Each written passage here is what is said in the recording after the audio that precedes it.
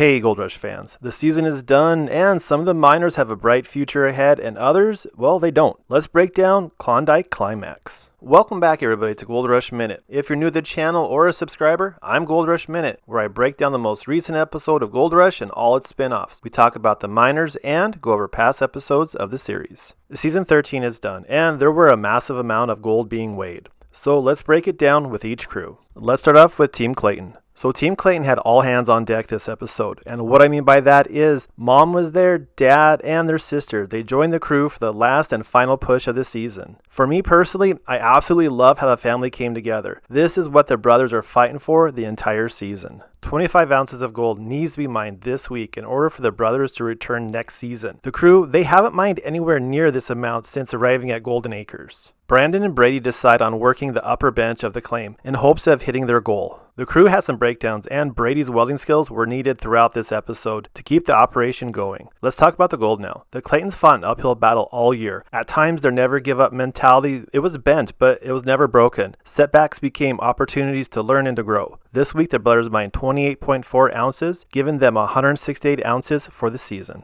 Next up is Parker. The stage is set for Parker to break a season best of gold and mine the most ground ever in one season. This week, Mitch and Tyson had a lot on their plates, and with freezing temperatures already here, time is basically up. Parker's first decision of this episode was a no-brainer. Hauling the pay dirt from the Panama Canal cut to Big Red seemed like the most logical decision. Per Chris, this cut is the best ground they've ever mined up in the Yukon. Frozen pay dirt and freezing sluice box, that's a recipe for disaster. Keeping Big Red running is top priority. This episode, Mitch and Tyson went the extra mile, and they worked a double, working throughout the night to keep Big Red from freezing over.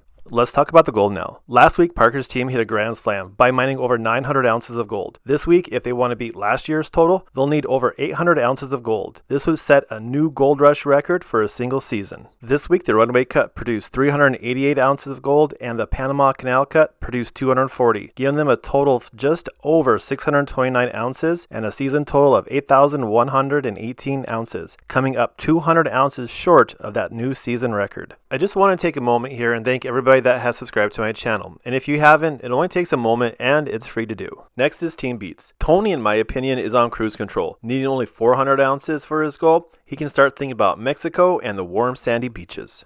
Tony's pup cut is producing some record-setting gold totals, and about the only thing that can set him back is running out of pay dirt. Mike hits bedrock with his bucket, and now Tony's in trouble. It's too late in the season to open up ground, and all of his piggy bank cuts, they're all frozen over. So it's either luck or knowledge, but Tony finds a glory hole. Now this is something that we've heard Jack Hoffman and Dakota Fred talk about, but they never found it. So this might be what puts Tony over that 5,000 ounce mark. Tony's equipment took a beating this season, and finally his trommel, it's had enough. Last week, Tony had to shut down his trommel and do some much needed repairs. Kevin, his son, was able to get the trommel repaired and up and running. But this week, they needed a team of welders and time to fix it. These are two items that are not available this late in the season, and Tony is forced to shut down early. Let's talk about the gold now. Tony is baking on the Glory Hole pay dirt to set a new record for the Beats family. Everybody in the Beats family and the crew, they've earned a well-deserved break after this season. This week, after it's all said and done, they mined 694 ounces and set a new season record of 5,295 ounces. Last up is Team Misfits. Fred has failed this entire season. Everything he has tried has failed. The only thing that hasn't failed Fred has been his crew. They've stood by his side and helped him up when things looked bleak. So Fred is sitting at 138 ounces, and he has this grand idea to open up new ground this late in the season. To make a long story short, Chris gets stuck in the only working dozer.